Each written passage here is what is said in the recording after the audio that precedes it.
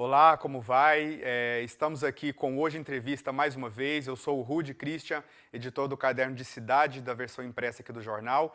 E hoje estamos recebendo o Dr. Maxley Alves, que é cirurgião metabólico e bariátrico, para conversar um pouquinho com a gente hoje sobre cirurgias bariátricas.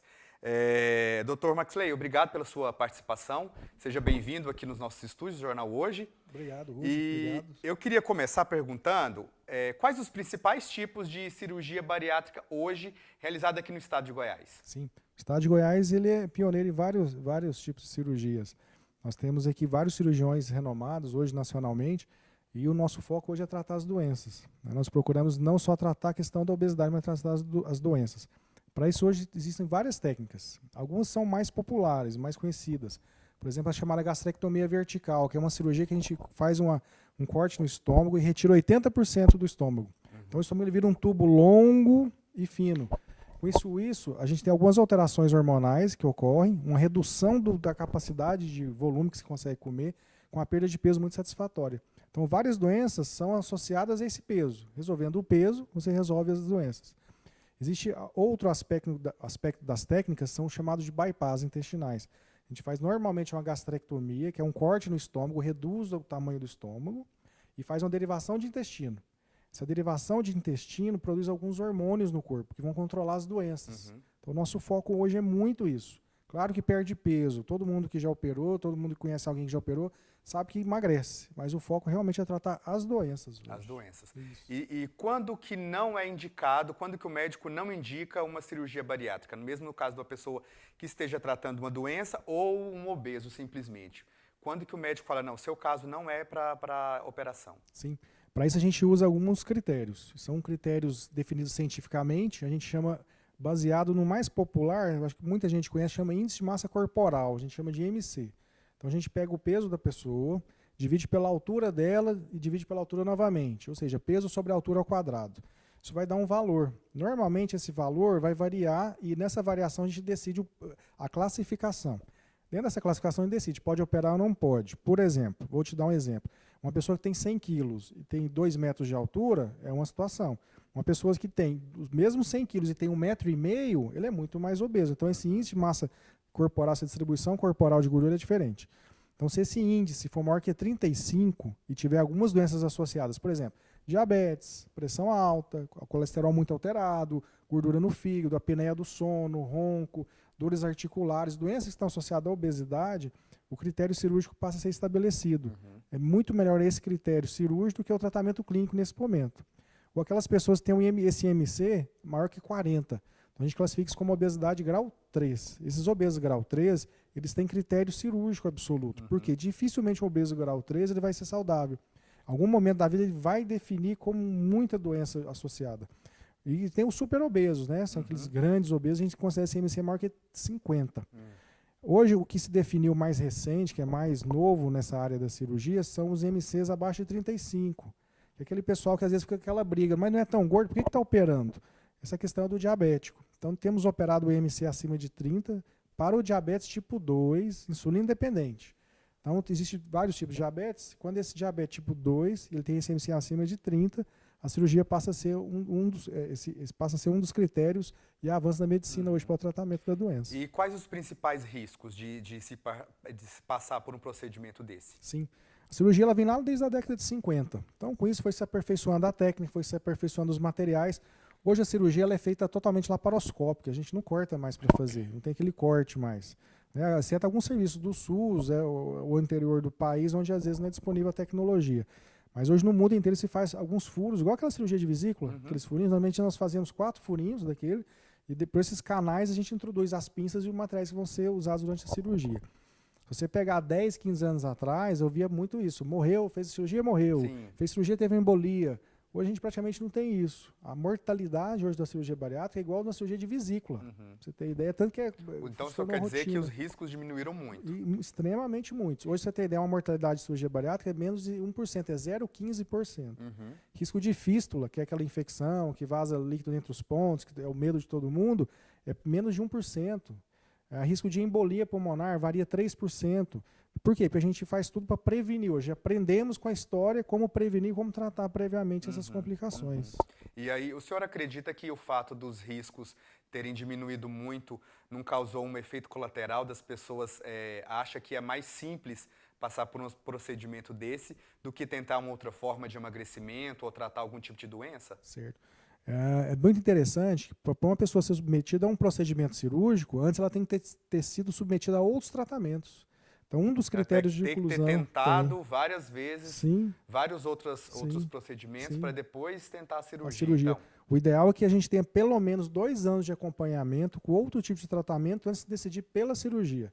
Se a pessoa chegar direto, eu quero a cirurgia direto, se a gente não é o adequado, exceto se ele for muito doente. Talvez aí vai valer o risco-benefício disso. Mas o critério é esse, pelo menos 2 anos de outros tipos de tratamentos associados a essas doenças. Não teve sucesso, a gente parte para a cirurgia. É interessante você falar isso do aventureiro, porque para operar, a gente tem uma série de avaliações. Por exemplo, a avaliação psicológica. Às vezes, normalmente são submetidos a 8 avaliações psicológicas pré-operatórias. Depois a gente continua essa avaliação durante algum período. E o ideal é que ele continuasse o resto da vida. Né? A maioria durante algum período. Tem uma avaliação com o nutricionista, então tem todo um acompanhamento pré-operatório, pós-operatório imediato, pós-operatório tardio. Ele tem que passar obrigatoriamente com o endocrinologista para ver o metabolismo dele, tem que passar com o cardiologista, tem que passar com o pneumologista. Então existe todo um critério pré-operatório. Ele simplesmente não chega no consultório, quero operar e vamos operar, não. Tem todo um critério aí para ser realizado esse procedimento cirúrgico. E quais são os cuidados do pós-cirúrgico, né? Porque muito se ouve que a pessoa cai o cabelo, ela não consegue depois nunca mais comer determinado tipo de alimento. Há alguns mitos, né, em relação a isso. Mas quais são os principais e os mais básicos cuidados que o paciente que passou por esse tipo de procedimento tem que ter depois que fez a cirurgia? Sim. Todo mundo que fez essa cirurgia, independente de qualquer dessas técnicas que a gente falou antes, eles vão ter algum período de perda de vitamina. Por quê? Ele vai perder proteína, ele vai perder carboidrato, ele vai perder açúcares, ele vai perder gorduras. Então a gente tem que repor isso. Essa reposição é feita cronicamente, com vitaminas, existem os tablets orais, os sublinguais, existem algumas injeções que têm que ser aplicadas aí ao longo da vida.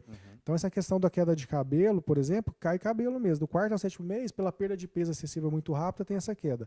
Cronicamente, aí, 8, 10 anos, o que a gente vê de desastre são aquelas pessoas que somem do consultório.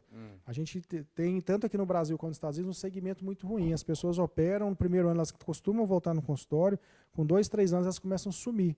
Só que da mesma forma que elas deixam de ir no médico, acompanhar o cirurgião metabólico bariátrico ou o endocrinologista dela, ou o clínico geral, qualquer um que seja que acompanhe ela nesse pós-operatório, ela deixa de tomar os remédios. E aí que vem aqueles desastres. Né? Cai o cabelo, perdeu o dente, isso é terrível. Pode ser totalmente evitado. A gente ouve muito falar também de pessoas que fizeram a cirurgia e depois voltam a recuperar aquele peso que ela perdeu, ou pelo menos uma parte dele, e necessita de fazer a cirurgia novamente. Por que isso acontece? Sim, nós estamos falando de uma doença crônica. Então a gente combate uma doença. A obesidade é uma doença e é uma doença crônica. São as doenças crônicas hoje que matam no mundo, né? O câncer, a obesidade, o diabetes. Então isso tudo modificou no mundo. Não se morre mais de parasitose, quer dizer, agora voltou o sarampo, algumas coisas que estão um alerta importante para todo mundo. Mas normalmente hoje o que se morre são doenças crônicas. Então é uma doença crônica. O organismo ele vai tentar voltar para aquele padrão de doença que ele tinha. A cirurgia é um modo... É uma reação natural do seu organismo? Tentar acumular gordura para voltar ao que era antes? Sim, a gente acredita que chama síndrome metabólica esse processo. Esse processo é um processo de alerta. Habitualmente, as pessoas que ganham peso novamente são aquelas pessoas que não fazem atividade física, resolveram não mudar do estilo de vida, operaram e acreditaram que a cirurgia simples e só iria mudar a sua vida. Ou aquelas pessoas que passam a beber muito. Por exemplo, muita cerveja, que é muito calórico. Às vezes ela não come, porque ela não consegue comer volume, mas a cerveja desce. Então ela passa a abusar da cerveja. Do álcool, que é muito calórico. A gente tem uma estatística hoje que mais ou menos de 1/4 a 1/3 dessas pessoas que operam vão ganhar peso aí de 10 a 15 anos. Ah, mas vão ganhar de novo? Mas vamos pensar assim, ela passou 10 a 15 anos saudável, então ela já ganhou 10 a 15 anos de vida. E 66% vão manter o peso mesmo depois disso. E a gente tem tratamento, mesmo esses que ganharam peso, hoje a gente tem tratamento, tanto clínico quanto cirúrgico possível para voltar a perder peso novamente. Sem ter que passar por outra cirurgia. Pode ser necessário passar por outra cirurgia. Existem técnicas hoje das pessoas que operaram 10, 15 anos atrás, a gente pode operá-las novamente, refazer essa cirurgia de novo. E só para a gente finalizar, então, é simples de conseguir esse tipo de cirurgia pelo SUS? Olha, infelizmente, hoje a esmagadora maioria das pessoas no país não tem convênio e nem participam do particular. Elas acabam indo para a fila do SUS. Goiânia tem alguns serviços disponíveis, por exemplo, parece que o Hospital Geral de Goiânia HGG tem um serviço disponível. A fila é muito grande, né? O volume cirúrgico não consegue absorver isso tudo. O serviço privado de Goiânia hoje realiza um grande volume de cirurgia. No Brasil existe uma estatística que foi realizada em média em 2016 e em 2017, mais de 100 mil cirurgias a cada ano. Então houve um incremento de mais de 300% na última década do número de cirurgias. Tanto público quanto privado, 100 mil. Quanto público quanto privada, sendo que a maioria esmagadora disso é privada.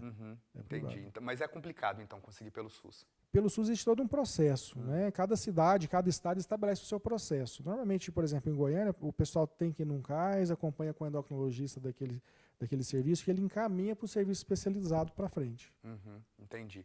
Bom, nós conversamos hoje aqui com o Dr. Maxley Alves, que é cirurgião metabólico e bariátrico. Muito obrigado, Dr. Maxley, pela sua visita aqui, pelos seus esclarecimentos. E a gente vai ficando por aqui e até a próxima.